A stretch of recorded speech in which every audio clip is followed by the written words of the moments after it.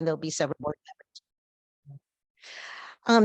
Also, in terms of what our club is, as I mentioned, an anti-Semitism, anti-hate committee, but we also are affiliates with DFI, Democrats for Israel. And I'm also on the executive board, and we also have a statewide work we're doing on anti-Semitism. I'm also on the board of JPAC, Jewish Public Affairs Committee, where we look at legislative work. And Marc, a wonderful Marc Berman here, our assembly member, can tell you more because he is very intimately involved with being in the Jewish caucus. I'm also on the board of JCRC, okay, where we work very hard on anti-Semitism. And I also facilitate a Northern California Jewish Dem clubs statewide, where again, it is a very big importance. So to be able to tell you how incredibly thoughtful, caring, and correct you are to talk about anti-Semitism, let me have you look at this. And I'm not sure, I think you may be able to produce this. These are the most recent statistics from ADL, Anti-Defamation League, that has been the leader in taking a look, not just at anti-Semitism, but all types of hate in our country. And as you can see, the dark blue are the highest levels, and look at the state of California. Heavily presented.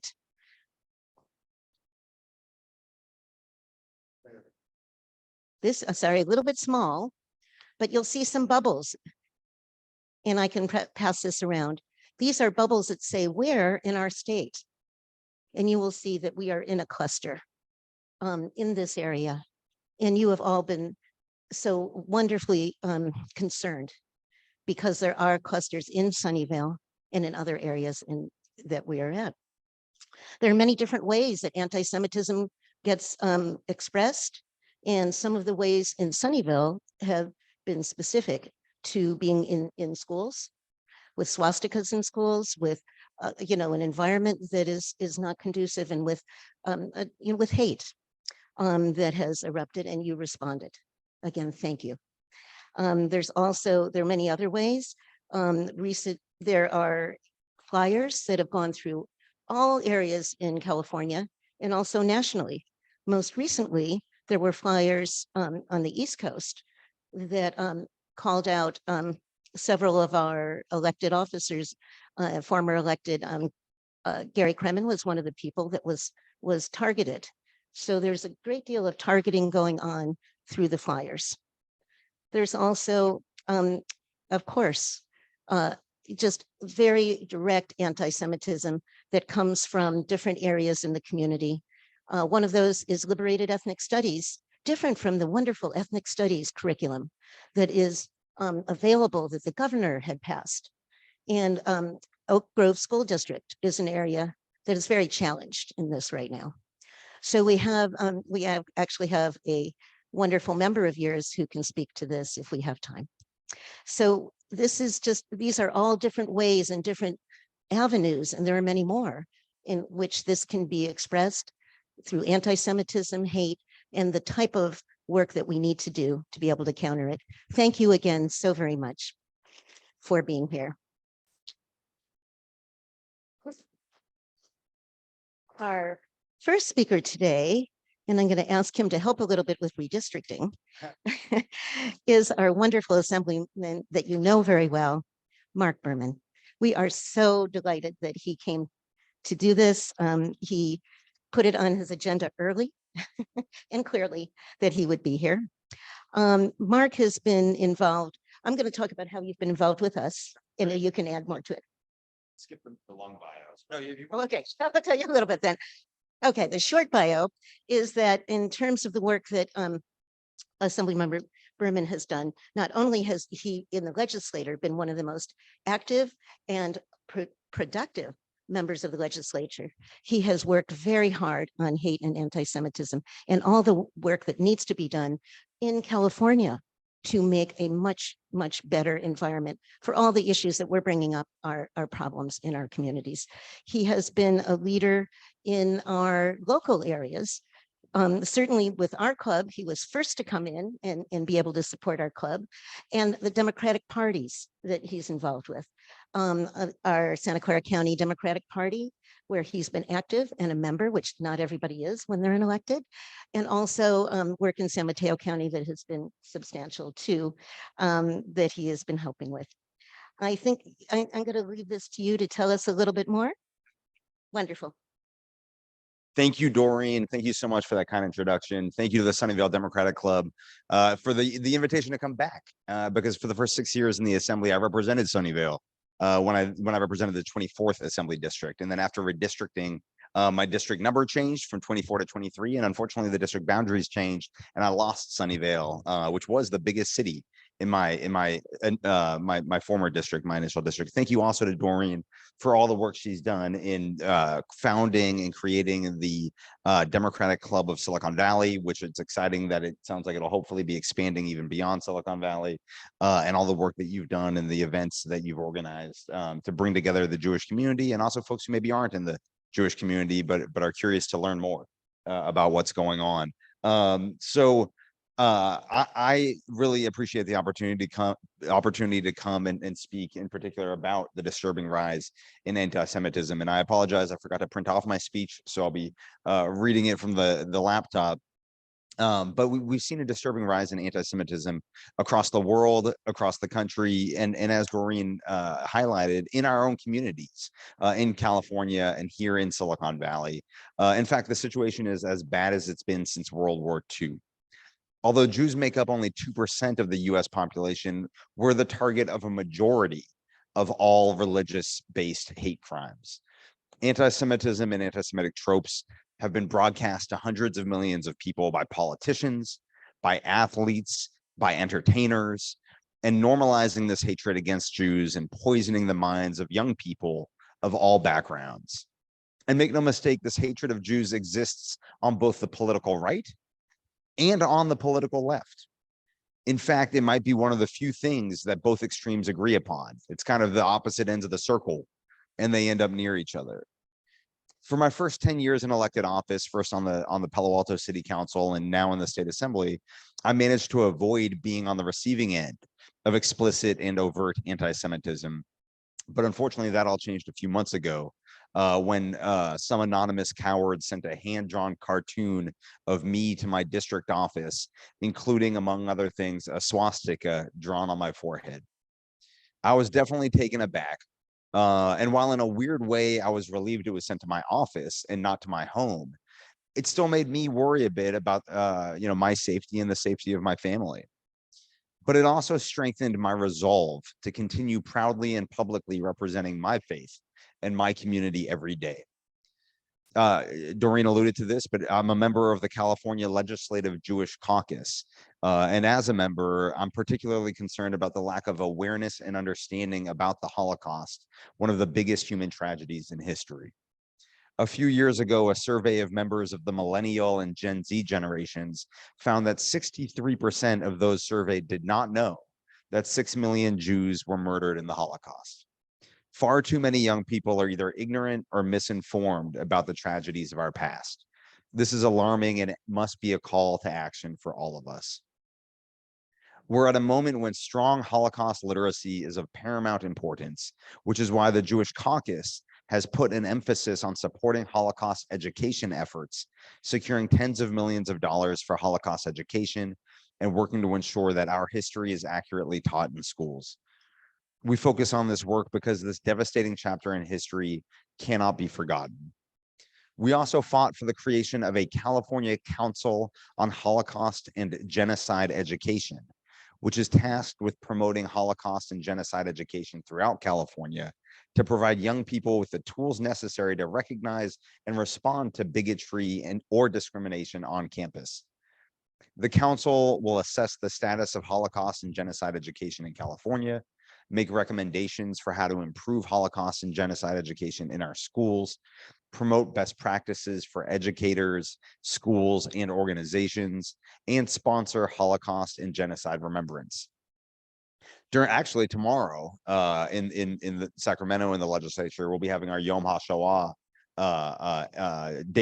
Holocaust Day of Remembrance in the assembly chambers. And we'll hear stories either from Holocaust survivors, which is getting more and more difficult, or the families of survivors who are able to come to Sacramento to share the stories of what their family went through.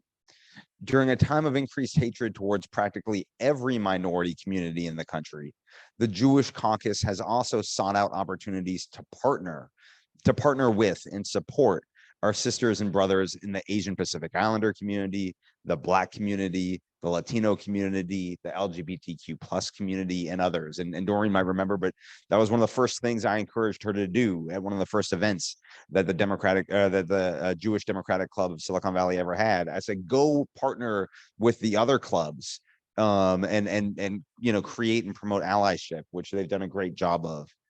While we have many differences, what unites us is that we're all targets of hatred, intolerance, bigotry, and prejudice, and we are all used as scapegoats for society's problems. So it is that much more important that we all support each other and have each other's backs. If one of us can be targeted, we all can. We're living in challenging and scary times, but while there are people in our community and our country who seek to divide us and who seek to prey on prejudice, we won't be intimidated by them. We won't let them win. Speaking up and speaking out is key to our success. And I really appreciate the opportunity to come and do that with all of you today. Thanks.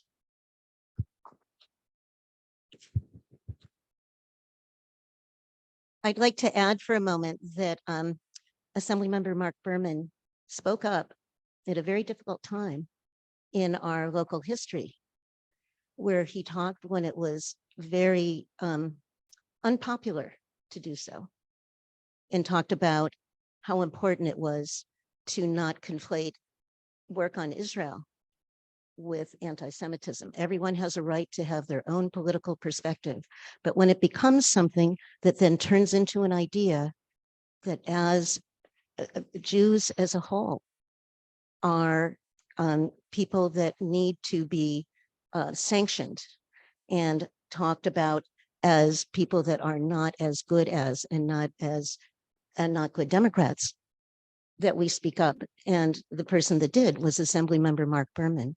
And if I remember correctly, at that time you did have people come to your house with and also, if you'd like to speak to that for a moment. Well, that had more to do with my support for housing bills. But yes, it's tough being in the public eye.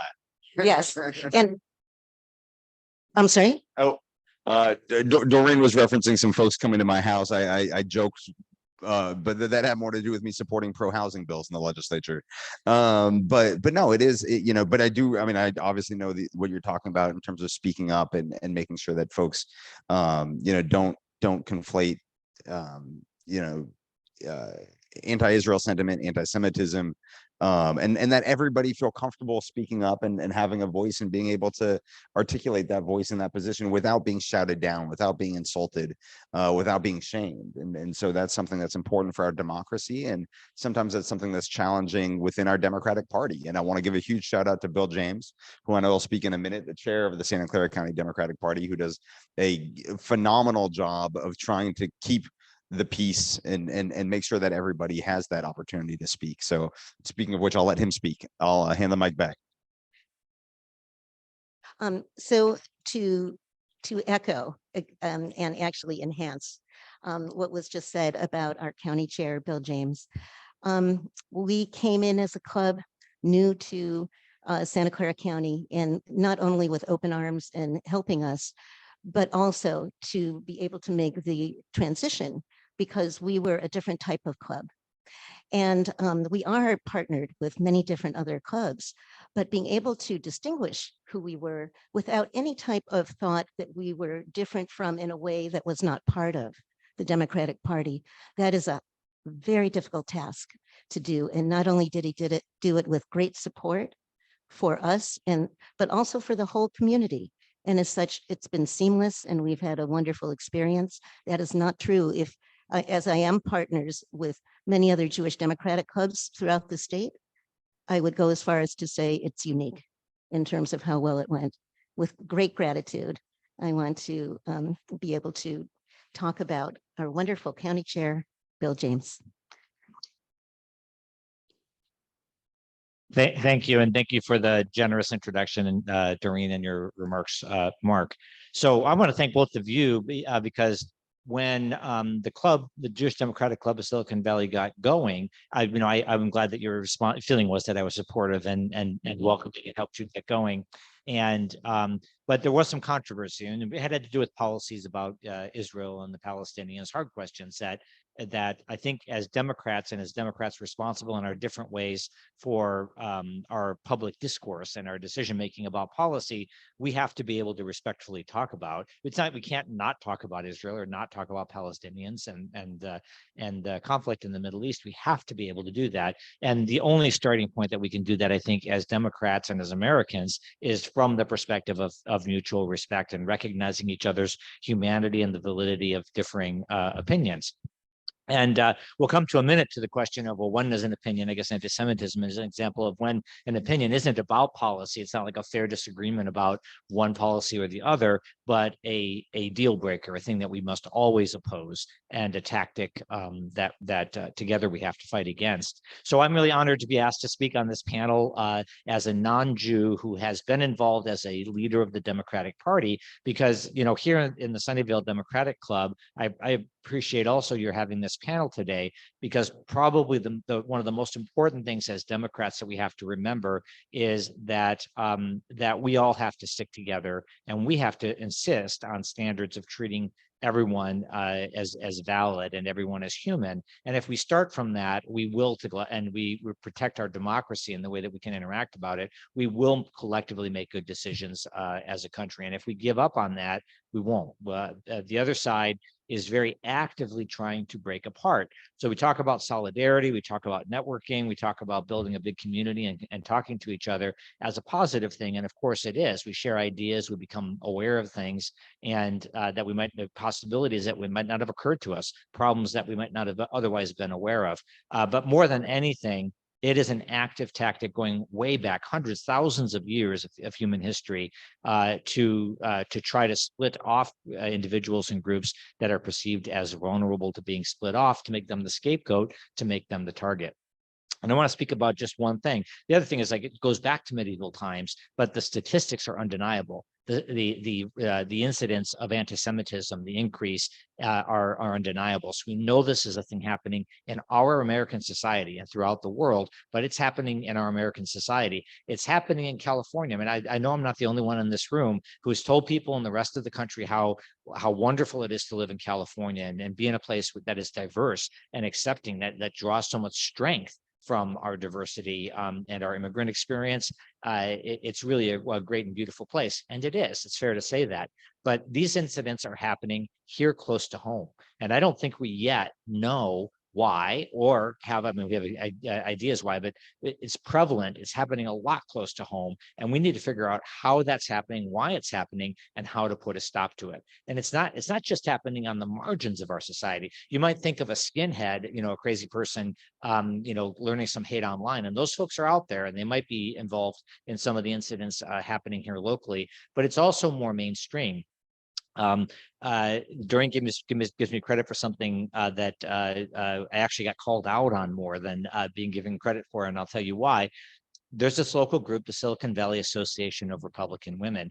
And if you took a photograph of the group of us here in this room and looked at the photograph of the people in their room, you might guess that they're a more conservative group. Maybe they're older and more white, more, you might know that they're the Republican group. You might be able to pick them out, but you would never guess that they would be a group of people who would invite a speaker to come and go on hateful diatribes against LGBTQ plus community, against critical race theory teaching in our schools, against supporting LGBTQ plus teachers, and who, in the course of his comments, would say things, would posit really out of the blue about how George Soros is a traitor who should be executed for treason, and then afterwards say after due process. And that a person might come to a Republican group and say that is one thing, and it's of course my job to be partisan, so I won't apologize for that. They are a Republican group.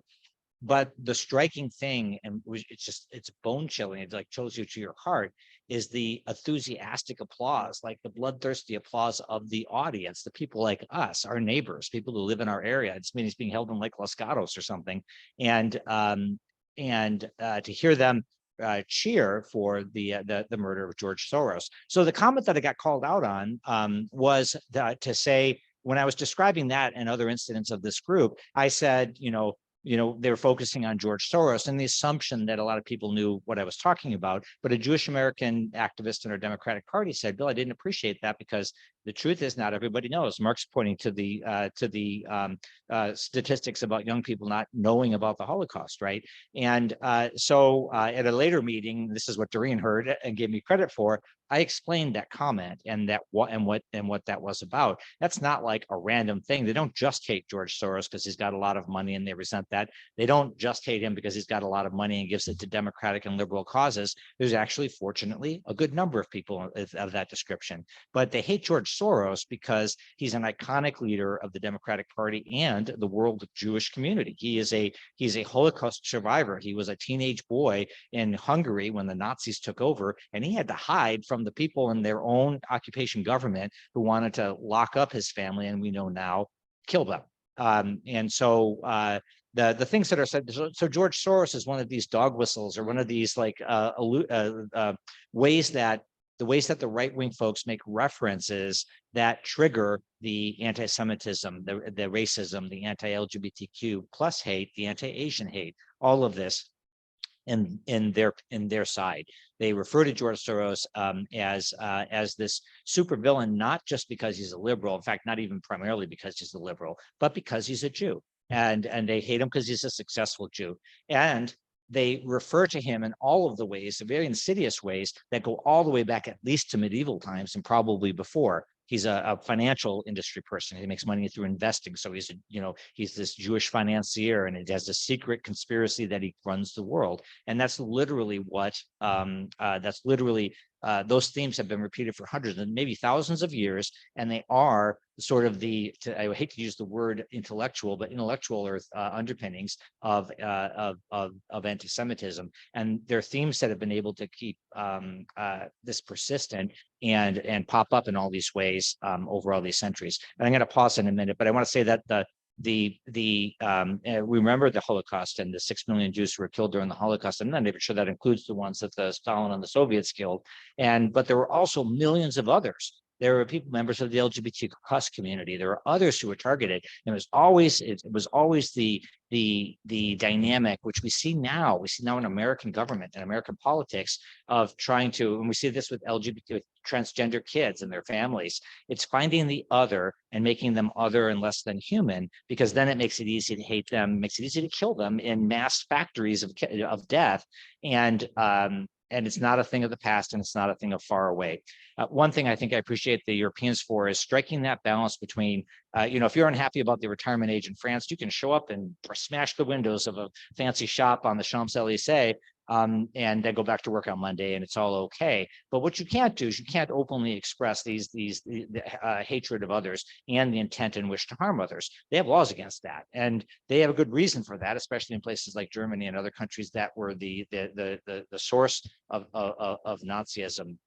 But we all have to fight against that. And the truth is that if we don't, they're picking off people one by one. It's like a herd. They're dividing off the group that they think is weakest and most vulnerable. They're trying to get the rest of us to join their herd. And if we don't resist it, we'll just be a big, giant, dumb, evil hating herd. And we can't have that. That's no kind of life to live. So I want everybody to remember this is happening locally. It's affecting our kids, right? Our kids in elementary school. These kids have to know that it's okay to be Jewish. There's nothing wrong with being Jewish. You can be Jewish and be American, and there's nothing wrong with that. You can support Israel or not. It's an opinion you can have, but we're all humans. We have to respect each other's right to have opinions and to have public discourse in a way that leads us to solving problems rather than laying blame for them. And I just appreciate the chance to be here.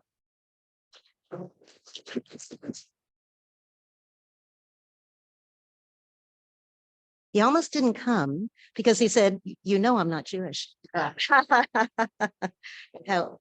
Absolutely. Just quickly to say, one of the wonderful questions that came to me when, being asked about the Sunnyvale Club was, we don't want to just talk about it. We'd like to look at what actions we can do, how we can make a difference. And you're hearing some excellent ones right now. And I want to add to one of the things that our county chair, Bill James, has done that has to do with Holocaust Remembrance Day, which came recently. I had mentioned it, and rather than it just be something that our club do, he found this wonderful graphic. It was somewhere in the Midwest, and created one that would be specifically from the Santa Clara County Democratic Party to honor Holocaust remembrance. And that's one of the ways, just like what you're doing today, by having this being the Sunnyvale Democratic Club. This is a way that really facilitates against anti-Semitism with our partnerships and the ability to be able to speak to these events, not just as a Jewish event. And of course, our allies in the API community are feeling it so hard right now as we speak for them as well. And by the way, we have 40 non-Jewish members of our club, and now 2 board members. So we are absolutely delighted that it is, that we can work together on this. Our next speaker is going to be 3D. Let's see, is everyone? So Patrick Ahrens has been, thank you so much. Patrick Ahrens has been someone who has been connected with our club for quite a while. And I'll let Patrick tell his story, but not only has Patrick been incredibly important in terms of speaking. We had a resolution. I don't know if everyone knows, we had a resolution against anti-Semitism, and Assemblymember Marc Berman. We also had our state senator, Josh Becker, and Patrick Ahrens spoke along with myself and our club that talked about anti-Semitism. And so our wonderful friend, Patrick Ahrens, who became part of our club very easily, also did his own, work on a resolution against anti-Semitism. And this was, in his work, I'm going to actually let you introduce yourself because I think I have an old information here, and I found out just a few hours ago that I was speaking. Can you tell us more about what your current position is in Foothill Anza School District, and a little bit about the work that you've done? Welcome, and thank you so much for being here. Well, thank you so much, Dorene. It's great to see everybody. Patrick Ahrens, I have the honor of being on the Foothill Anza Community College Board, where I serve as the board president this year. And really just want to thank the club for always gathering us together with Dorene and the whole executive board, really just helping convene these really important conversations. Really want to thank Assemblymember Berman for his leadership in the legislature on so many of these issues that we're talking about. On not many of you may know, but through Assemblymember Berman's leadership in the Jewish caucus, year after year, consistently being able to secure millions of dollars for combating Jewish hate and the rise of anti-Semitism. $50 million in 2021, I think $80 million in 2020, going towards nonprofits and just really important work amid sort of the rising of anti-Semitism, particularly in our community colleges and high schools across the country and around the world. So I have the honor of serving as a community college board member here at Foothill Anza, where we've sort of been combating that. And again, with Mr. Berman's leadership in the legislature, along with my boss, Assemblymember Lowe, really trying to crack down on social media disinformation. There's a bill authored by Assemblymember Jesse Gabriel, which is cracking down on social media disinformation. It requires social media companies to file quarterly reports with the Attorney General's office on their content moderation policies in certain terms of, forcing social media companies to explain their efforts to prevent hate speech and disinformation and extremism online. So that's just one of the many tools that people are taking a look at. You know, we've seen the huge spike in anti-Semitism attacks at our community colleges, particularly around the country as well. Throughout the years, there are too many shootings and incidents to reflect on here in my notes, but I'll just say, particularly in 2020, there's just an extreme spike against, Jewish collegiate institutions. The University of Southern California's student government vice president resigned after anti-Semitic bullying. The University of Delaware Shabbat set on fire. Brandeis University's bomb threat. The University of Oregon's Shabbat set on fire twice. And as we know, according to the FBI, Jewish institutions are the target of nearly 60% of religious-based hate crimes in the United States, when, despite the Jews only constituting about 1.8% of the population in the United States. And so I think that there's a role for colleges to play in combating, partnering with our legislature, partnering with our community groups to really just combat just the disinformation campaign that has been happening in our schools. We've been providing unprecedented money for that, and we're really just, again, thankful to the legislature. Thank you to Assemblymember Berman's leadership on securing these funds, and thank you to all of you who are here, who are taking interest on a Sunday afternoon to talk about these issues, because there is a huge rise, and I think that how we combat that is taking action and convening these groups. Really honored also, I think we'll hear from him in a minute, but to have the mayor of Sunnyvale, Larry Klein, on the call for his leadership as well in creating space and advocating for the Jewish community as well. I am a quarter Jewish, which I found out I'm an Ashkenazi Jew from, my grandfather came here from Greece and immigrated to this country. And so it's really great to have kindred spirits here talking about these issues that affect the community. So thank you.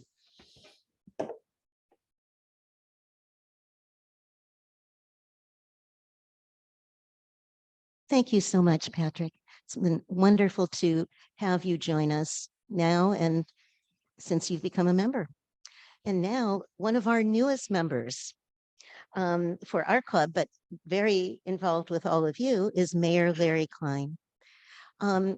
So I had heard quite a while about Mayor Klein and wanted to meet him. And we were at the fundraiser for Assemblymember Evan Lowe, which is a very large event.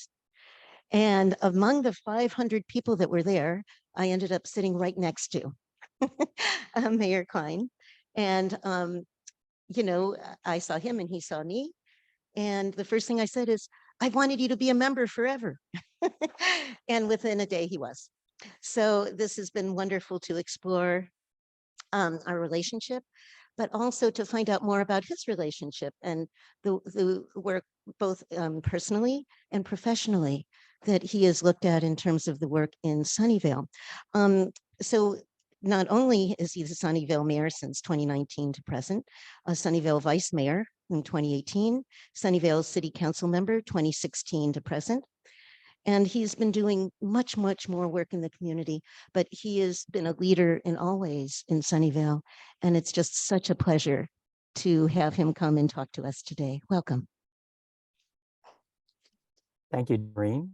And, I just want to thank you for all that you've been doing to raise awareness of anti-Semitism and what people can do. It's an educational issue, education of the Holocaust, and working so long within the community.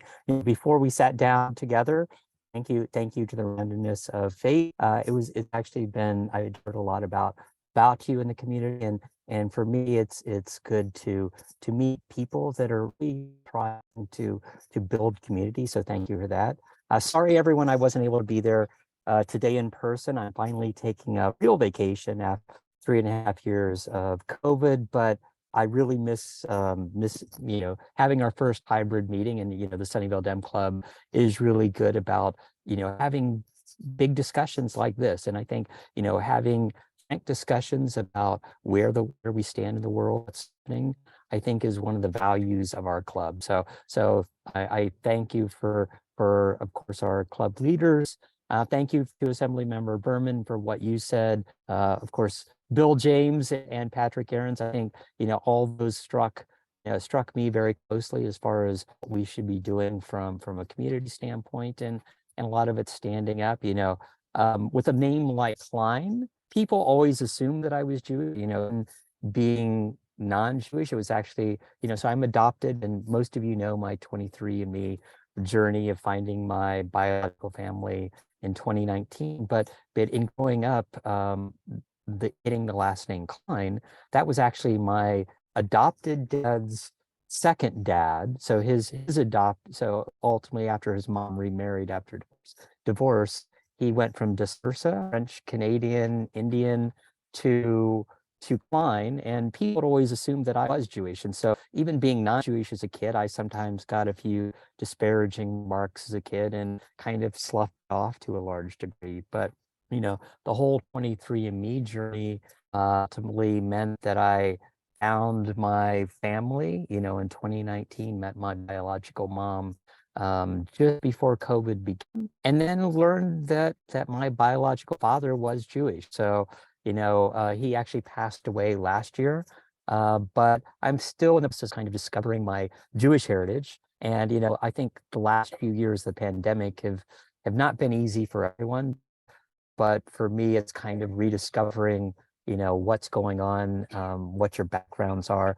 And I'll agree with Marc. It's been big public eye, especially as elected officials, and death threats, whether or not it's Jewish related, is not easy to deal with. But we've seen an increase in hate crimes and divisive rhetoric across the nation. The Bay Area and Sunnyvale have not been excluded. It's anti-Asian hate, anti-LGBTQ hate, anti-Semitism have shown up even in our community. My job, I see as mayor, especially over the last 4 years, has been to promote the diversity of community. We're with more than 50% of our residents coming from outside of the U.S. They bring with them different backgrounds, different beliefs, traditions, and part of my job is to uplift those traditions, as well as make sure that our community feels safe. And whether or not that is after some of the anti-Semitic events over the last few years, touching base with our with the Hebrew Day School that we have, or from the synagogues, or even after some of President Trump's anti-Iranian speak, basically talking, reaching out to the Iranian church and making sure that the members are a safe community. And that's the biggest thing as mayor, is trying to make sure that everyone feels welcome in Sunnyvale. Last year I walked with, and as I think Bill did, and Marc and Patrick and Dorene walked with Mariko, the mayor for Los Gatos, after they had swastikas in several of their parks. So someone had painted swastikas, and as much as we don't think that that's possible in the Bay Area, which is, to me, is so diverse and so inclusive, it even, we even had something in Sunnyvale. We had several posters, anti-Semitic posters that were put at on the underpass under 85 Fremont Avenue, right next to, very close to the Hebrew Day School. And was immediately getting those down and doing outreach into our community. But I would say my entire time as mayor has been marred by hatred in our community. In 2019 we had an anti-Muslim crime perpetrated against a Hindu family, and actually a very diverse group of residents and people visiting at a crosswalk, and so that kicked off a series of unity events, and to me that's been one of the the blessings, as well as kind of the burdens of the needing to have these unity events every year, through Black Lives Matter, through anti-Asian hate. That's one of the things that I've made sure from a city standpoint, that we're calling people together. And as COVID, it happened to be remote, and as at times, everybody on the Zoom meeting, but we're finally went back in person. We had our first first of 3 Unity events just last month. And so it's in a very diverse council, a very diverse panel of people from multiple backgrounds, and it was important to talk about the hate that's perpetrated, and kind of differing beliefs, and making sure that people feel more included. I think it's important that whatever you do, you're standing up for those that are different, making sure that if there's anything done against them, standing up for those that are unlike you is actually really important. We're one of the things that we're having. So the first of 3 events. So our second event that'll be coming up on May 11th will be bystander training, and so that will and I think the club will be distributing more information on this, but that'll be Thursday, May 11th from 6 to 9 p.m. I think at Lakewood Elementary again. But that'll be bystander training, and then ultimately we'll be having conflict de-escalation training at the end of June. So it's trying to make sure people know how to respond, or better educated, and I think more accepting. That to me is the critical thing. It's the county as a whole basically said that our qualities are making sure that Sunnyvale is a welcoming place, regardless of your race, religion, your belief, who you love. All that is kind of secondary. You need to make sure that we are welcoming in our diverse community. And so that's one of our qualities as a council that for Sunnyvale that we basically ascribe to. And for me, the other half of that is make sure that that diversity, I think, from a Sunnyvale standpoint, is actually a value, is a benefit to our city. So for me, anti-Semitism is unacceptable, and what dealing with this, and I do think, I thank Dorene, I think Marc especially for focusing on highlighting that from an educational standpoint. Next month we'll have Jewish Heritage Month, so highlighting that background, and this month is Arab American Month, and it's made that we're highlighting that diversity and making sure that everyone just understands. And I think a lot of what is tied to education. So I'll leave it at that. I'm blessed to be mayor for Sunnyvale, and I appreciate that diversity of our community is, because I think that ultimately has made our city a better city in the long run. Thank you.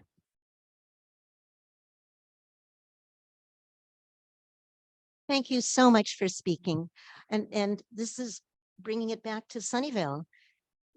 While we're bringing it back to Sunnyvale, we're also talking about the nation and the intersection between our cities and our nation is so important, certainly in the time of luckily former President Trump.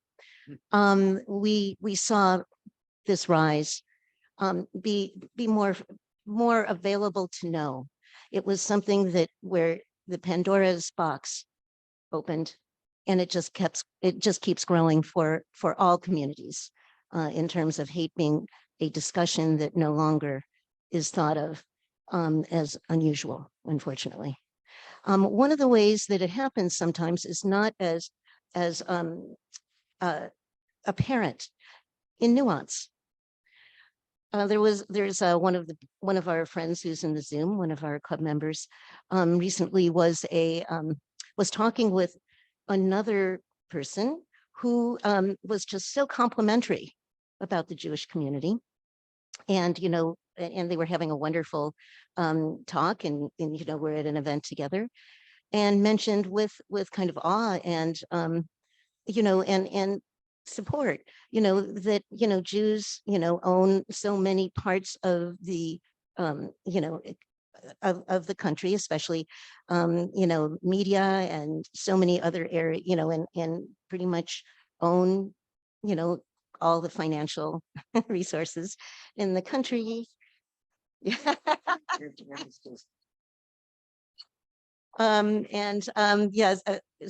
Someone would very much like to, but the problem is in that statement. What do you do in polite society? We had a committee that I think we'll have again that many Jewish communities have called talking points. And I think it's part of what we're talking about here. How do we talk with people that don't mean in any way to say something that might work against the thought? Because while they might not be saying something that is intentioned to be a negative stereotype, that can go into a negative stereotype that can really harm others as it's spread along. And this is a hard thing to do. We talk about this, in the way of how do you not, say it in a way that will offend? How do you then get the word out? And it's just essential that we all have conversations. And I see that Bill would like to say Yeah, something. just on that point, it's obviously, it's kind of the George Soros point that I was called on. It's like, no, not everybody in the room understands what that is and that it's not okay. And so it really is important to confront people. A lot of what you're saying is the sort of thing that in the social norms really keep folks in their place, in part by making it seem like it's poor manners to call out, or you're creating the confrontation, or you're overly sensitive. And I think we all just have to reject all of that.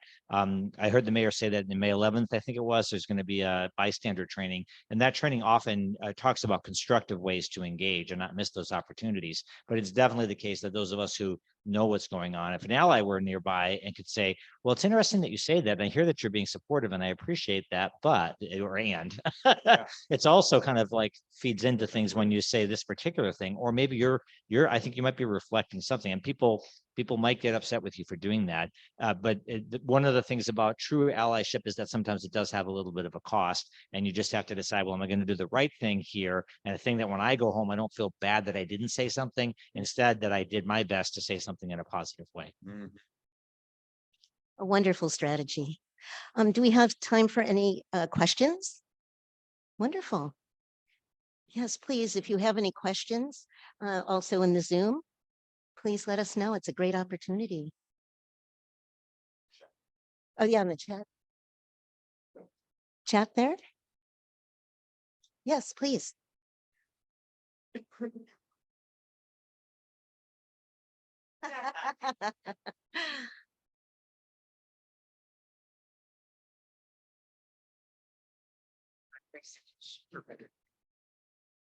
Hello. Okay. Thank you. So my name is Bridget Watson. I'm a school board trustee for Sunnyvale School District, Elementary School District. We were kind of excited.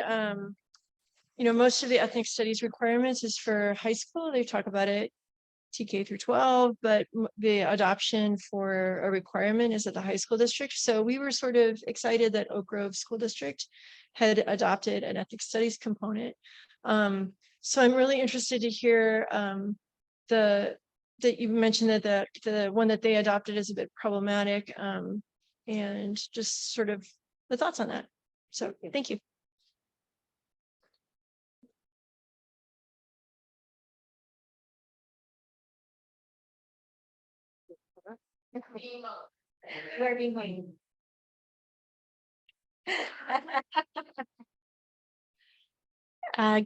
Good afternoon. My name is Claudia Rossi, and I was honored to serve for 8 years on the Santa Clara County Board of Education.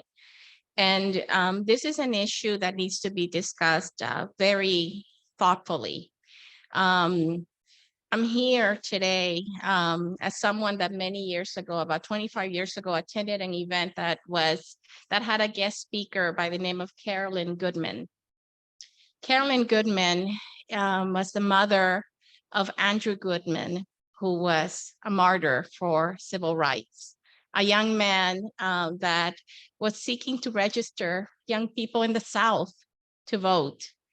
And he was tortured, murdered, and this amazing mother who suffered this devastating loss created what is called the Andrew Goodman Foundation. And this is an organization that seeks to give leadership, training, and opportunities to young people.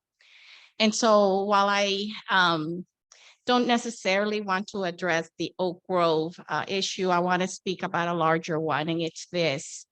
We really need to pay attention to the people that are running to serve on school boards.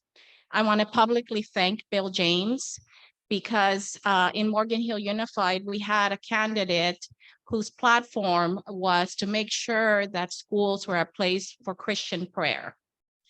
Dog whistle. I'm a Catholic, I'm Roman Catholic. When I want to pray, I pray at home. I pray in my faith community. I don't want to impose my faith on others, and particularly not in the public school system.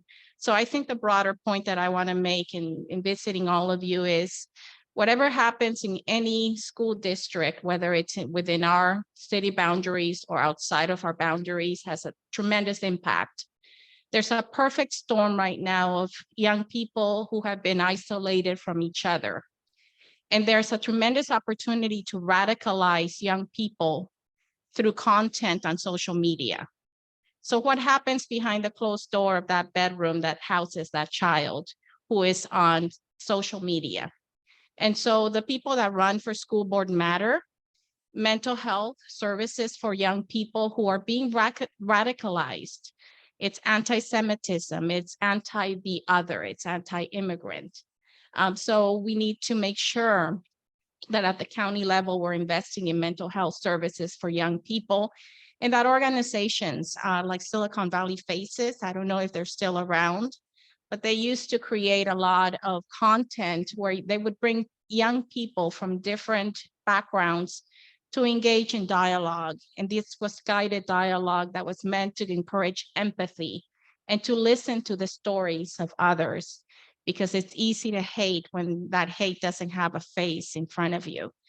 As to the curriculum issue, we can have a larger discussion about this. As board president, I was very concerned that there was a movement out of Oak Grove to insert the Palestinian-Israeli conflict into the ethnic studies curriculum.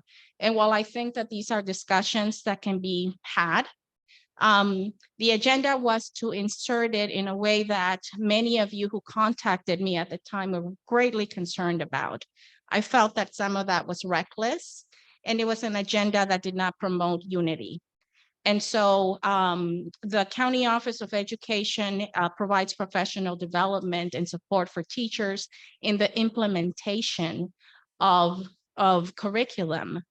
And so I can share more maybe in another space, but I just want to say, be very mindful of who's running for school board. Bill James took personal interest in making sure that an I believe, and I could say this, an anti-Semitic right-wing candidate who ran initially unopposed. And thanks to Bill's leadership, who alerted us to the fact that locally we had someone running unopposed to serve on a school board, was running, and he did everything he could to mobilize. And we were able to elect a librarian, a school librarian, Terry Knudsen, and Nancy Altman, who is a member of the Jewish community in Morgan Hill. And that was done with the support of Central Committee, but we have to be very vigilant. I don't know that I've answered your question, but thank you for your time. Thank you. Claudia, thank you so much for being here. Thank you so much for your service on the county board, and thanks for your comments that were so accurate in terms of the importance of really, you know, sometimes races for local government go kind of they don't get as much attention as they really deserve because of how important they are. And when we passed an ethnic studies graduation requirement at the state level, we did not pass a curriculum because the state doesn't do that. And we never have. And so this wasn't like we weren't doing it for ethnic studies when we did it for other courses. That's not the role the state plays. The curriculum are adopted at the local level. But there are people out there that are trying to integrate anti-Semitic concepts into ethnic study curriculum. And I am a strong supporter of ethnic studies. I spoke in favor of it on the floor of the assembly. I think it's important that we have critical conversations about our past. I think it's important that all students, and especially students of color, learn more about their history and their leaders in school. But that doesn't mean that we should crack the door open for hateful content in our curriculum. And there were people that were intentionally trying to do that. It was a learning moment for all of us, that we need to be much more diligent in paying attention of not only who's running for school board, but also who are the consultants that school districts are hiring to develop these types of curriculum. And so that's a role that we all have to play. And now that the Jewish community knows, and the Silicon Valley Democratic Club is doing a great job. JCRC in San Francisco and then on the peninsula are doing a great job of just being more aware of what's happening in all the school districts. But I think it's important that we not, or I'll say, speaking on my own behalf, that the Jewish community don't get caught up in the rhetoric and then end up opposing ethnic studies. That's the wrong answer. So I think it's really important that we not conflate the two, not conflate ethnic studies with anti-Semitism, because that's not at all the case. So I think Bridget's got another point. I'll just let you know that I will follow up because I know the trustees on the Oak Grove School Board, and I'd be really surprised if they were passed something that was anti-Semitic. So I, just kind of knowing who they are and their politics, it's like, but like you said, it is very left, so left can be circle, but I will follow up with them and find out what the deal is. So. Okay. That's awesome. Thank you for doing that. And it's we had some very raw conversations behind the scene in the legislature, in the assembly. I can speak to the assembly in particular, with colleagues from the different ethnic caucuses in the legislature. But it was we in the Jewish caucus, we'd have been happy being left out. But if you're going to include us, don't include us in anti-Semitic ways that really promote the stereotypes and the tropes that Bill was referring to earlier, and literally have like songs in the curriculum around how Jews control the media. Like, I don't know how you can straight face argue that that's not just anti-Semitic. So we've learned a lot. I apologize. I'm gonna have to run. I was supposed to run 18 minutes ago. I'm gonna stay for 5 more minutes. It's a very busy time in the legislature. So I've got some colleagues I have to go call about some bills. Well, that's a perfect time because I think we're out of time. Is that correct? Oh, we have a little more time? Yeah. Wonderful.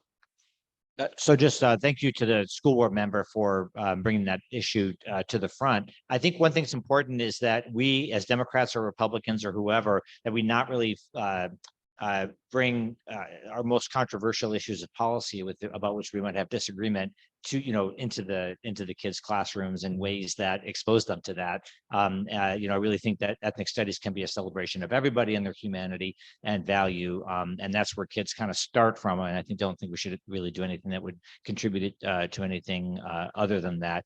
And Claudia mentioned about the school board candidates. That was a county-wide effort, part of a statewide effort, part of a national effort, and that's not over either. And so you'll see in the coming election cycles for school boards, we'll all have to get pretty careful about reading our mail and understanding reading it all the way to the bottom. There were some of these candidates who sounded like normal people, and then you get to the back of their flyer and get to the bottom, and the crazy was starting to reveal itself. So really, we're going to have to, as informed Democrats involved in this club, you're going to have to help us make sure that your neighbors understand. No, you have to look a little bit deeper, and it's part of a movement that's going to be with us for a while. There's this saying about the arc of justice always, or the arc of history always bending toward justice. And in my experience, it bends in the way that it's being pulled hardest. And so we have to pull harder toward justice if that's the way we want it to go.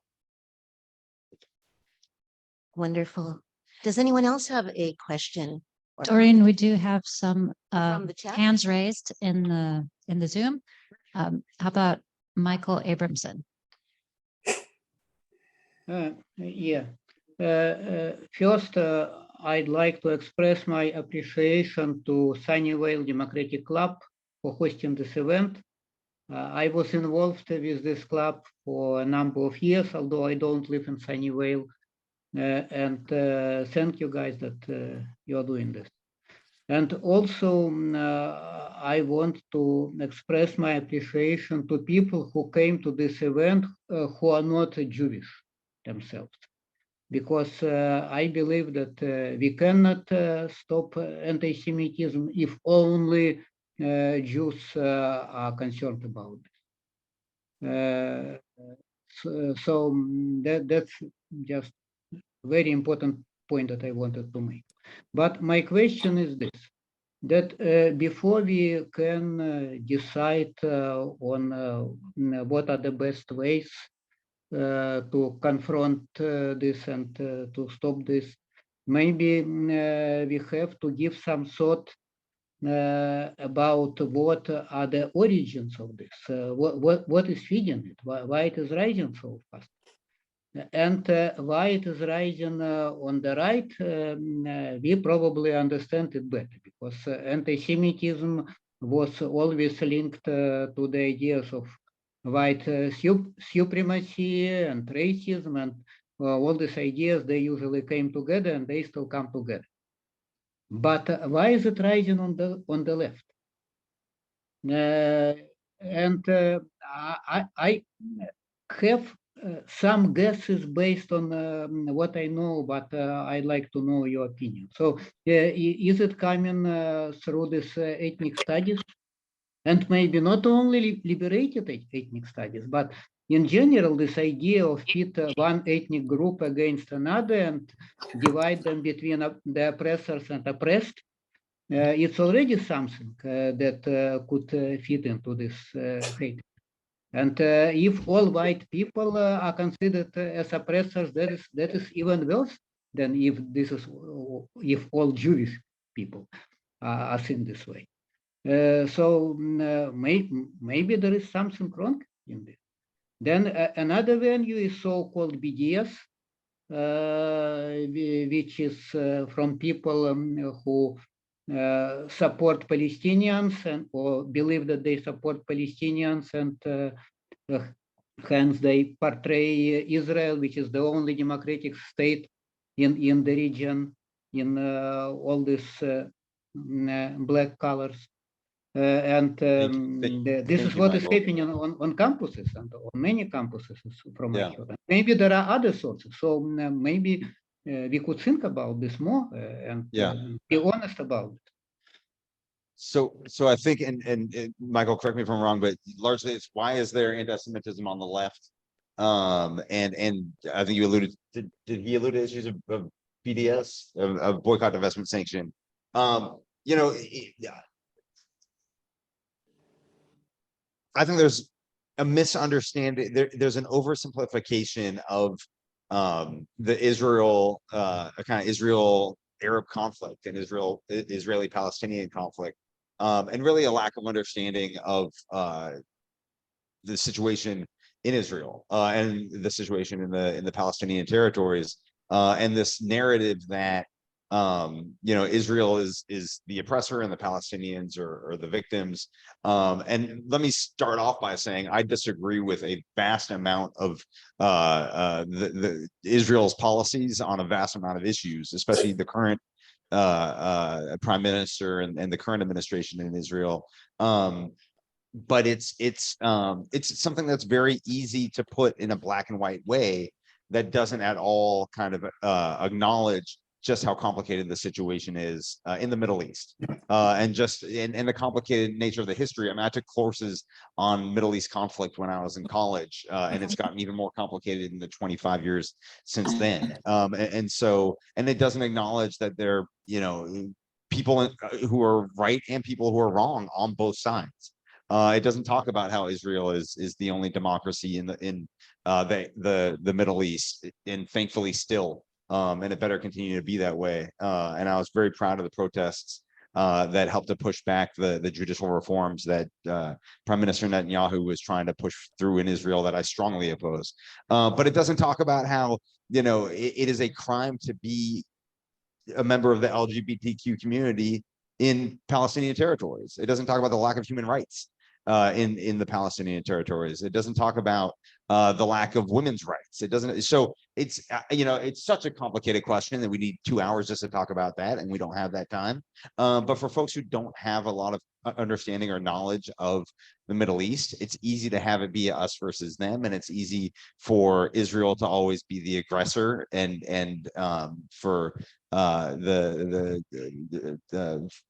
folks in the Palestinian territories to always be the victims. Heck, you go back and look at Sadat and Nasser and others and other Arab leaders that always never wanted to actually solve the Palestinian crisis. They always wanted to use it as something to rile up their base for domestic politics.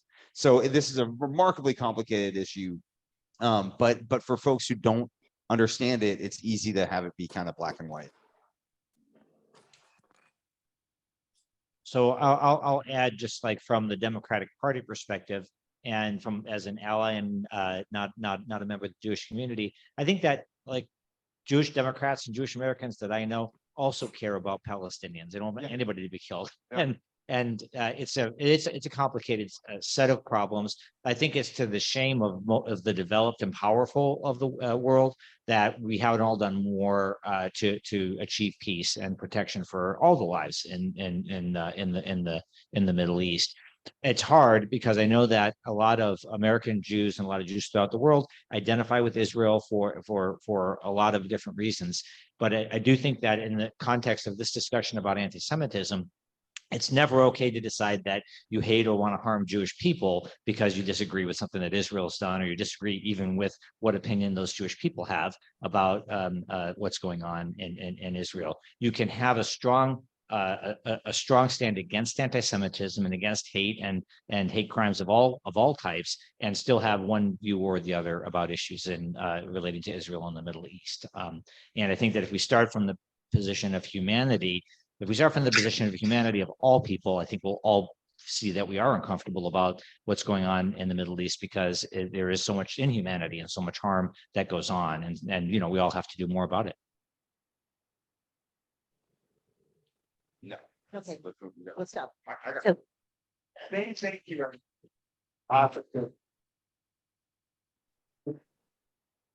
Thanks to the Sunnyvale Democratic Club.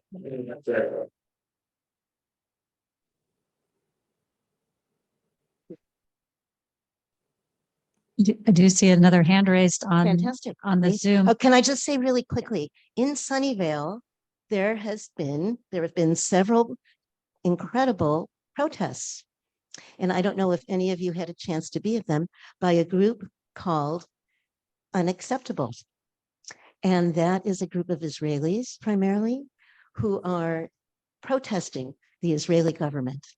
And Senator Josh Becker actually spoke at the last one in Sunnyvale. And if you heard what they had to say, you would hear the same echo of all people that are concerned about Palestinians and Palestinian rights, and mainly democracy.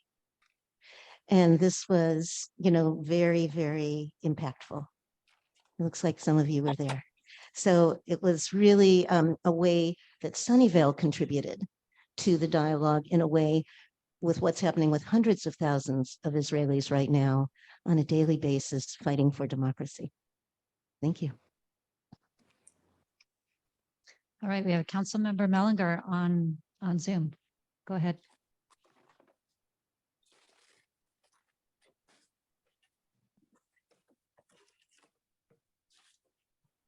You're still muted. Can you unmute? Let me unmute him. Councilmember Mellinger, you're still muted. Of course I am. I wanted to bring things back locally a little bit and ask, what are some things that our local governments, our city councils can be doing to help, combat and address anti-Semitism?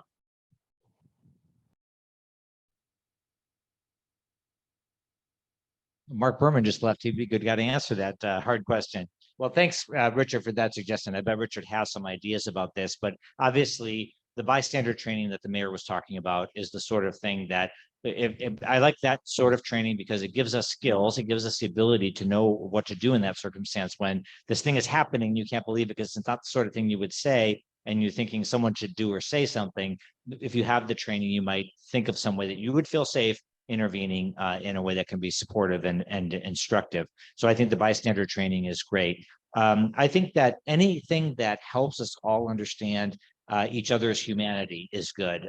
Things that bring people together, educational opportunities that let folks learn about groups of people that they might not otherwise meet or identify or realize. I think that's a very constructive thing that local governments can do. The school districts obviously have a big role in setting the tone and doing the teaching, but often it's young people. Young people, I think, they tend to be much more accepting of each other, and not always, but they tend to be more accepting of each other. And the little ones, they just kind of love each other because they're babies and they love each other. And so I think it's really us, the adults, who need that more work and to work on setting the example. Wonderful.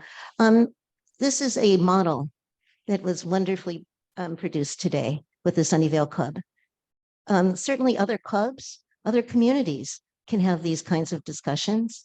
Our club can speak, as well as a number of our members. And maybe even more so is having a chance to become more aware. ADL, the Anti-Defamation League, which is actually bipartisan, has amazing statistics. And for all of us, it's so important to know what the statistics are, what is going on in our communities. They've just come out with the most recent statistics. And it's sometimes statistics are a very helpful tool to describe what's happening in our communities.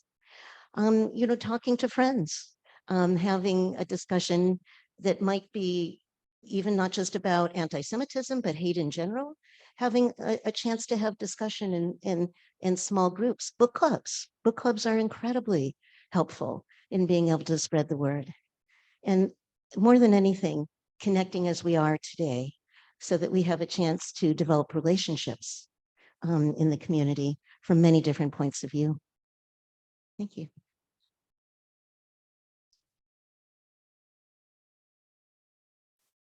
I see Judith Guilford with a hand up. Go ahead, Judith.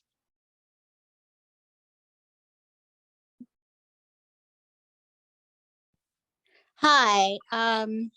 So I wanted to just say about the ethnic studies. I did attend the first meeting of the Fremont Unified High School District presentation about their thinking about the ethnic studies program that they will be launching as a requirement in 24-25, I believe it is, either that or 25-26.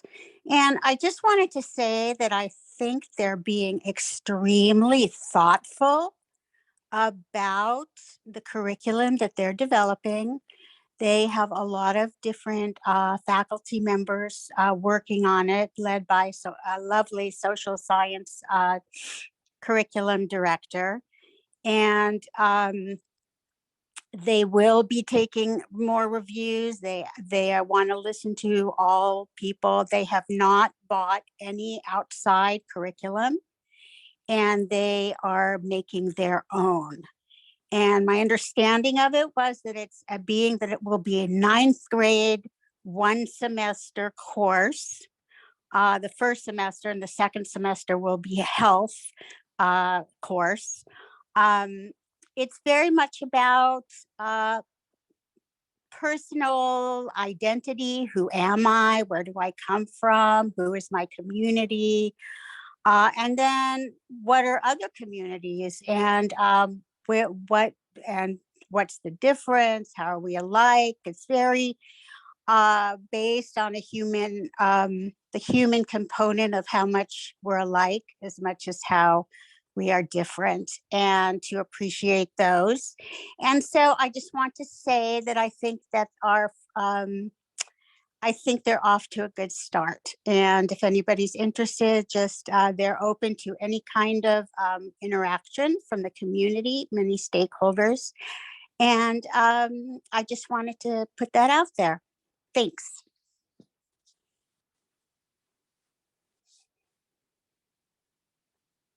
By the way, when we talk about liberated ethnic studies, different from the governor's model of ethnic studies, this isn't just a concern in the Jewish community. It's a concern in many different communities with the liberated model.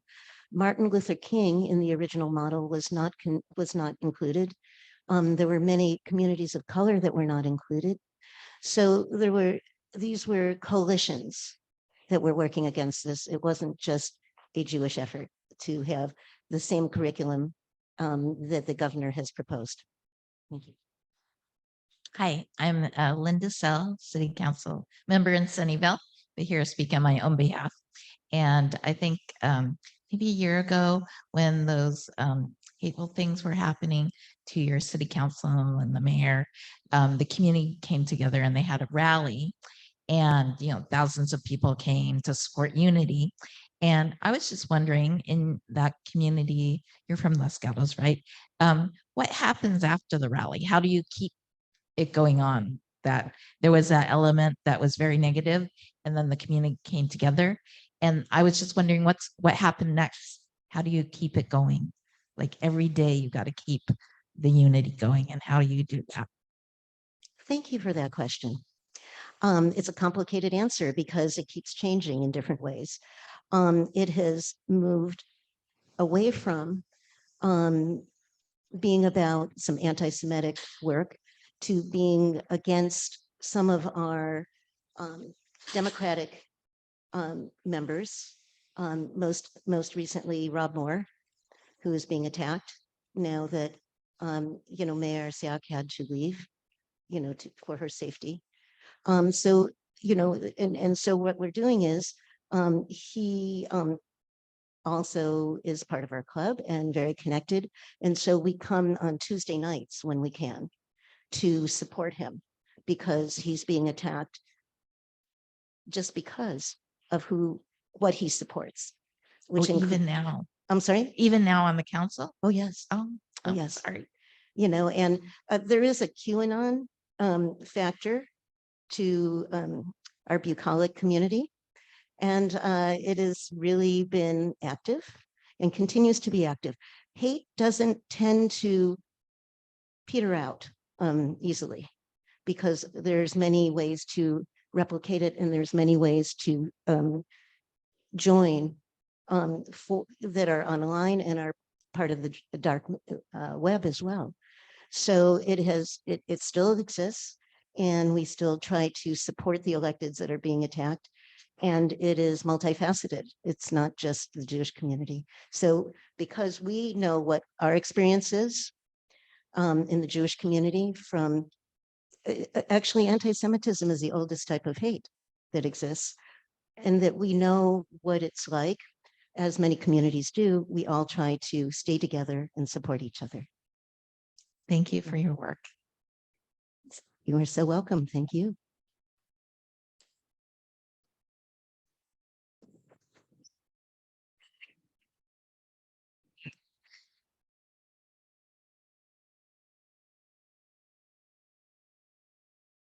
I wanted to ask a question. So social media has been mentioned a couple of times, and how our young people can be radicalized online. Hate gets clicks, and so wondering what the panelists think about what we can do about that. I mean, social media hasn't been around for thousands of years like anti-Semitism has. It's been around very short amount of time compared to that. So, as individuals doing bystander training, I imagine we can combat hate online as well, as opposed to person. But what else can or should be done, with legislation or I don't know. So that's a very important question. And I think, I don't think any of us really know the answer to any of us over 40 or 30 or whatever it is that really know the answer to that. The folks in the position to set policy, I think they're trying to find their way, but they're also politicians, and I love them. It's my job to love them. But naturally, on both sides, it tends to be, up to saying what they think is going to resonate with people and trying to solve the problem, but also paying attention to what people think about them and their opinion about it. So I think we're a long way from understanding what to do is the honest thing, which means it's going to continue to be a very dangerous set of channels of information.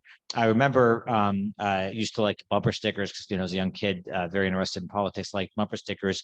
And there was one I had to think about a little bit, and it said, "Eschew media violence." And so I would say that having teenagers and young adult kids, it is not a thing that we're going to be able to put kind of back into the box. I think that the liberal democratic response to bad speech has always been more speech, and that works a little bit, but the speech online is so atomized and targeted that it's hard to make sure that the right ears are hearing the additional speech. So, public campaigns to get kids to vape less and smoke less have been successful. Public campaigns getting them to use birth control, to not use illicit drugs, have been successful to varying degrees. And so investing money in teaching kids how to consume information on social media channels is one thing I can think that would help.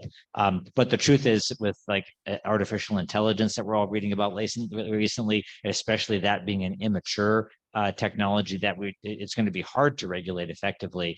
I think things will get a little bit worse in terms of what's out there for kids to see and even adults to see before it gets better. And so, teaching our own kids and the kids that we might be able to influence in school or in community, how to consume information on social media in a discerning way, looking for signs, outward manifestations of radicalization, like kind of posters people are putting up in their room, what they're posting, and things that you can see.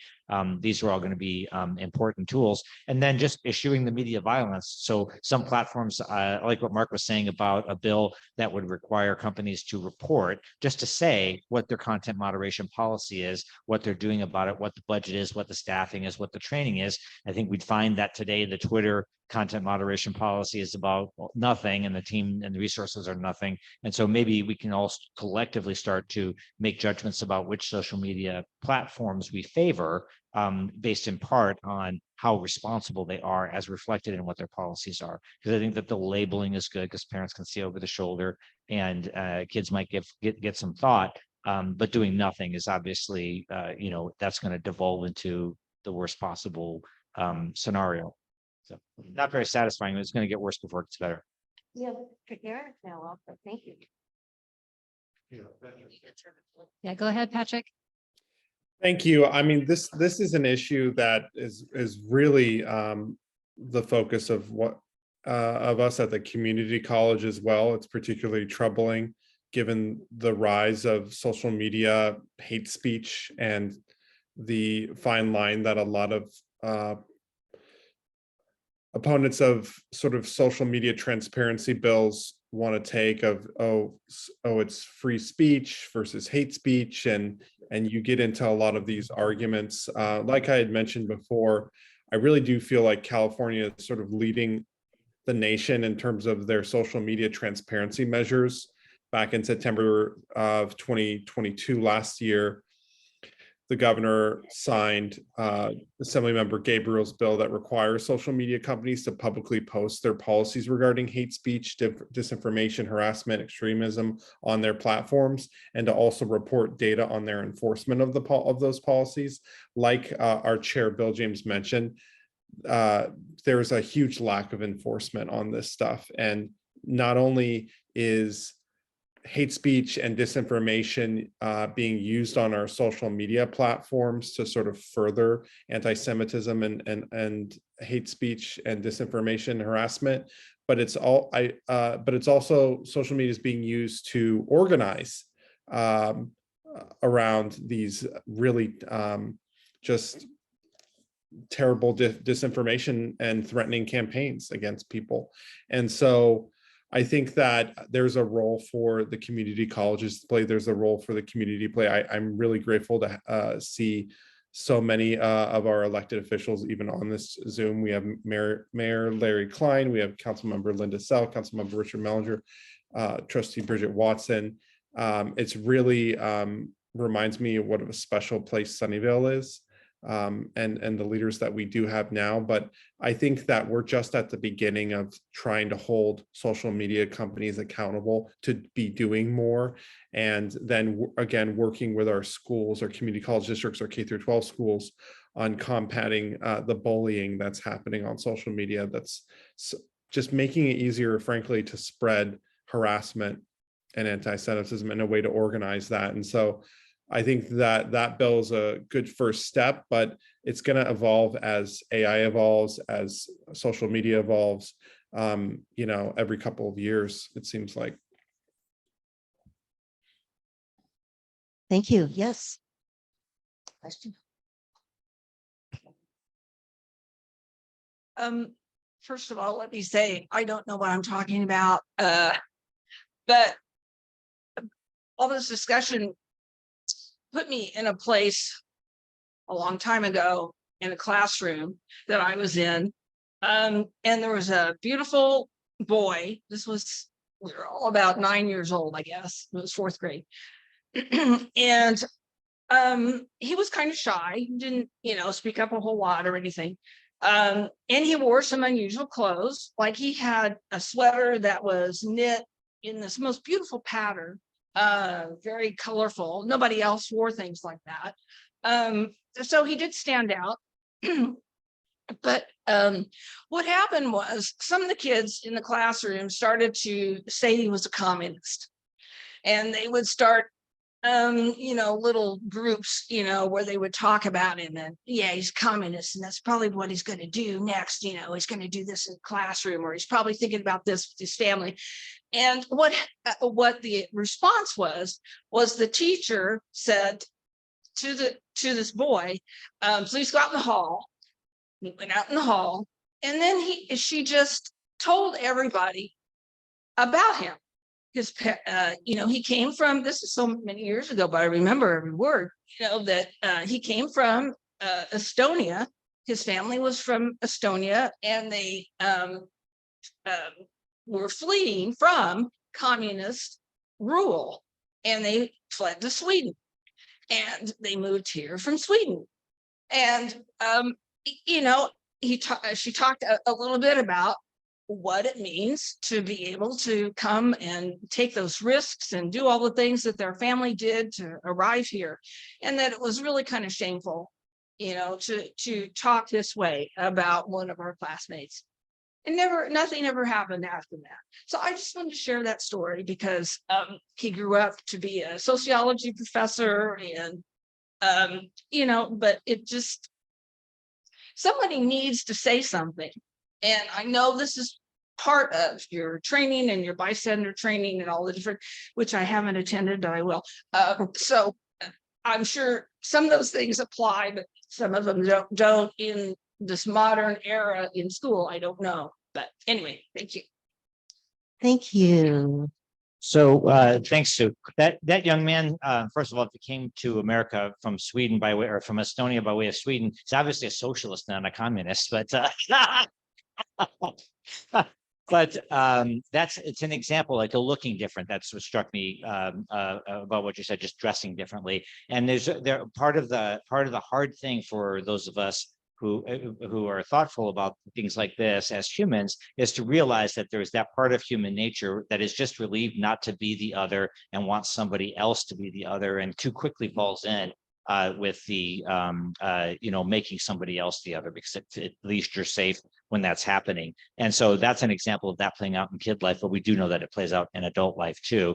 And it's not an excuse. It's really more something to be aware of, just how readily humans can fall into this kind of behavior.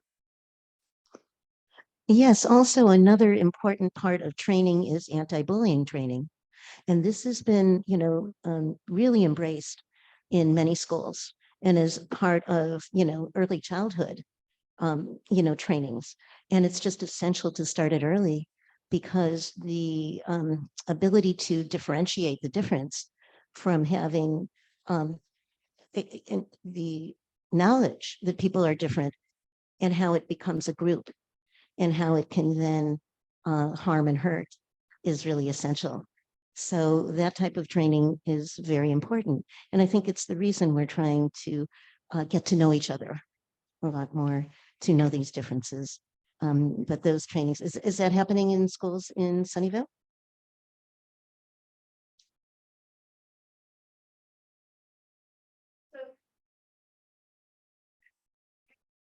We have several programs in Sunnyvale School District, and I know the high school also has multiple programs, and it's never enough, right? Because you're combating things that are going on in the home as well as social media.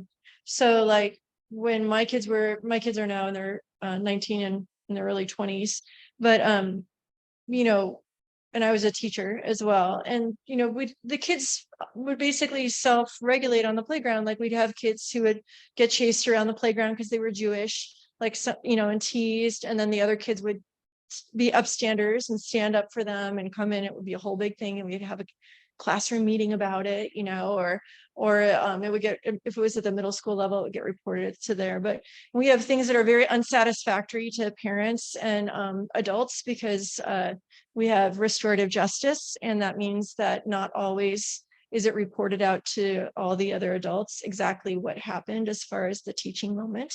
But like that is a practice that we regularly do.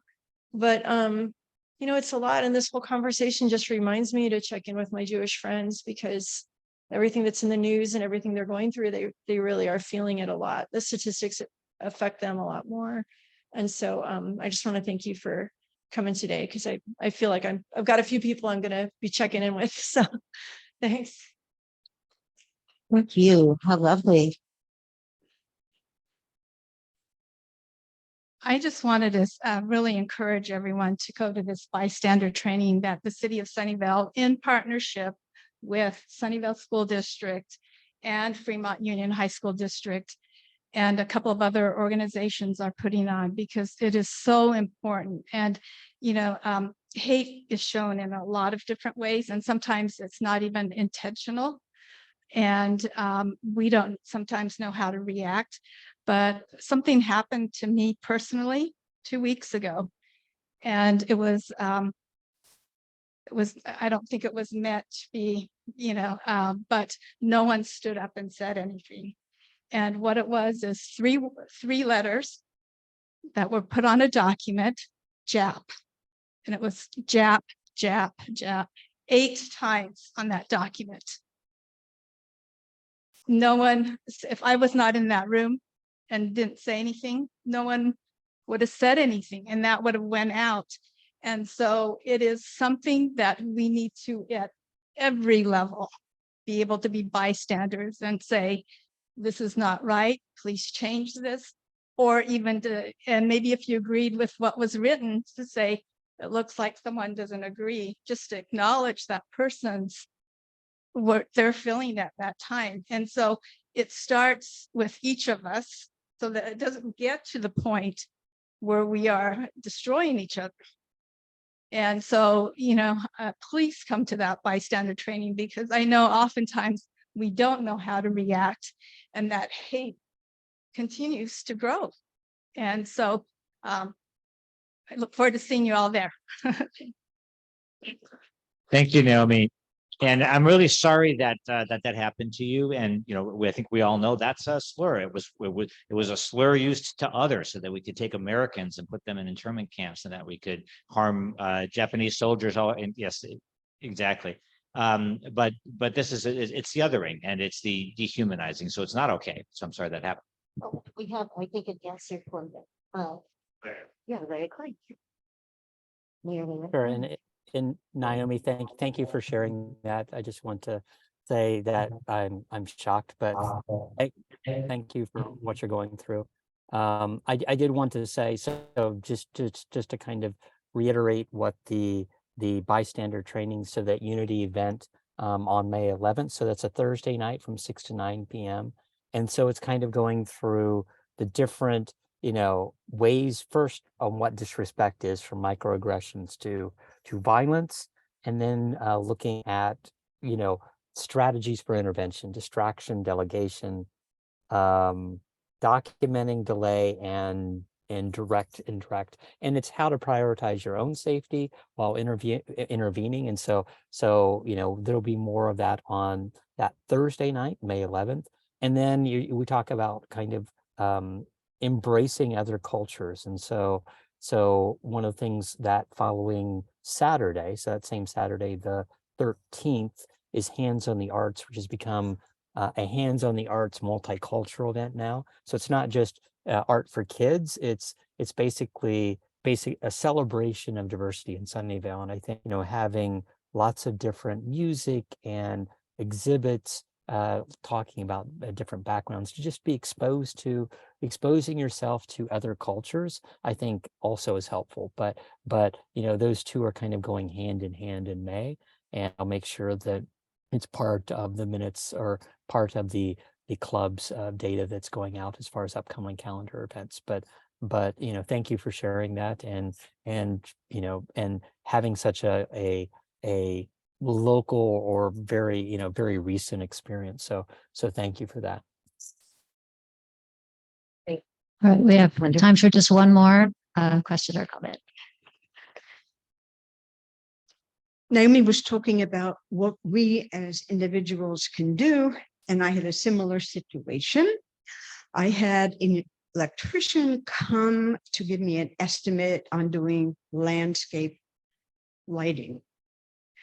And he gave me an estimate that I thought was astronomical. And when I told him I thought it was really high, he said to me, "What are you trying to do? Jew me down?" I said, "Excuse me? Are you trying to Jew me down?" "Well, I think you better leave. I'm not interested."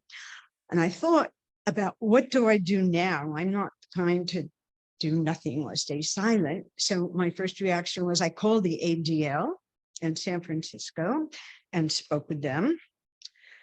And then the ADL contacted the electrician's employer. It was a large electric company. The owner of the electric company called me and said, "Do you want me to fire him?" I said, "No, that would be harmful. That is not at all what I want to accomplish. What I think is that he needs some education, and perhaps some of your other work would need education, but I think you should keep him on and see that he gets the training he needs." Could be ignorance,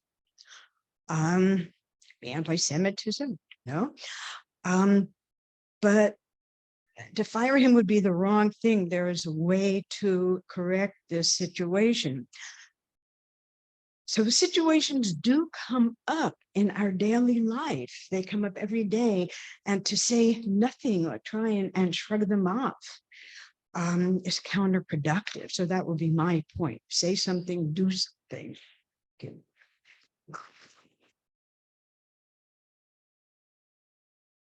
Thank you for that, Carol. And another thing that we had in the wonderful Talking Points committee that we had as a subgroup of our committee for a while is actually practicing. Sometimes in the moment, it's so hard to come up with the right statement. And, it's never too late to learn new strategies. I work on it all the time. And be able to, you can have it be something that's enjoyable, where everyone practices different ways to be in the world and talk to situations that are happening.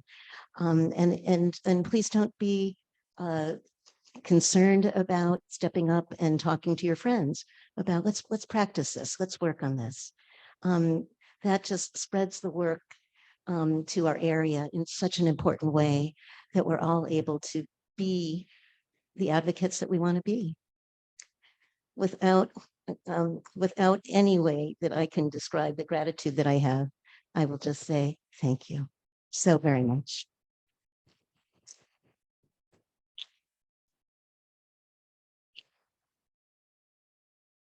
Okay, I just want to thank Dorene and all of our speakers today. It's been a fabulous educational opportunity, and so glad that we got to do that today. Yeah.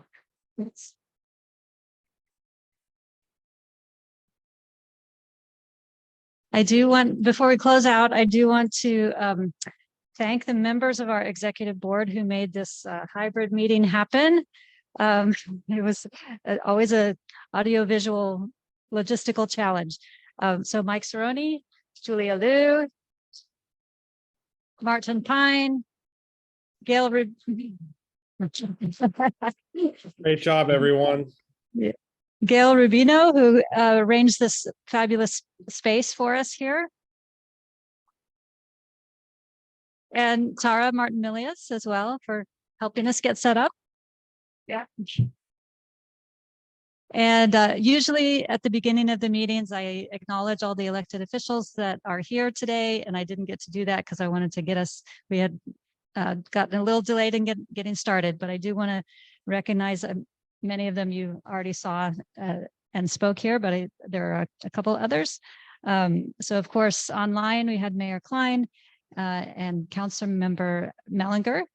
And in the room here, we had Linda Sell and Councilmember Russ Melton was also here. He had to leave a little bit early, but he was in the room. We had Education District trustees, as you saw, Bridget Watson from Sunnyvale Education District. From Fremont Union High School District, we have Naomi Nakano Matsumoto and Rosa Kim. And online, of course, Patrick Ahrens from Foothill De Anza Community College District. I did mention Julia. Yeah. I'll say it again. Julia Liu helped with the the audiovisual setup of this whole event. All right, and then I do want to mention someone who's not here today. Roy Rockland of Fremont Union High School District passed away this last month, and he's a longtime club member. And just wanted to acknowledge, his passing, and wondering if Naomi, if you'd like to say a few words. Thank you.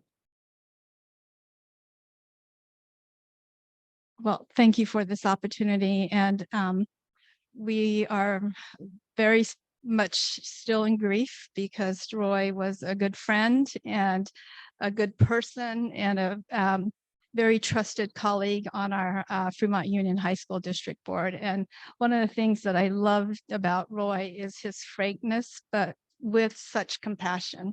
And, in many ways, I have to work on my anti-racist bias too. And sometimes if I look at Roy, I see, an old white guy, right?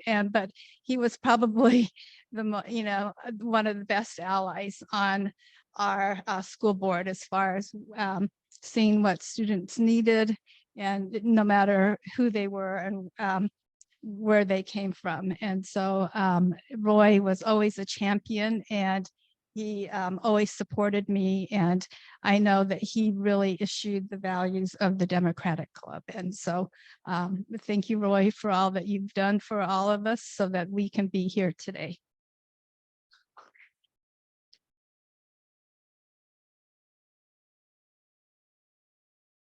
All right, thank you.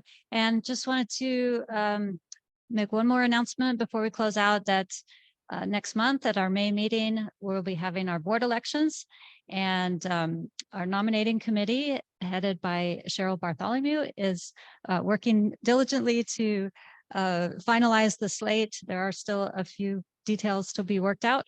And if you are interested, or you know someone who is interested in running for the executive board for the Sunnyvale Democratic Club, please, you can contact me, you can contact any of the board members, but especially our nominating committee headed by Cheryl Bartholomew. Cheryl, did you want to speak anything or no? Yes. Yes.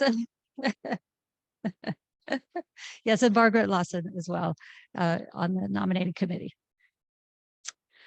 All right, so thank you so much for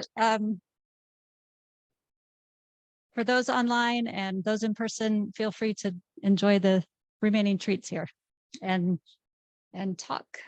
Okay, thank you.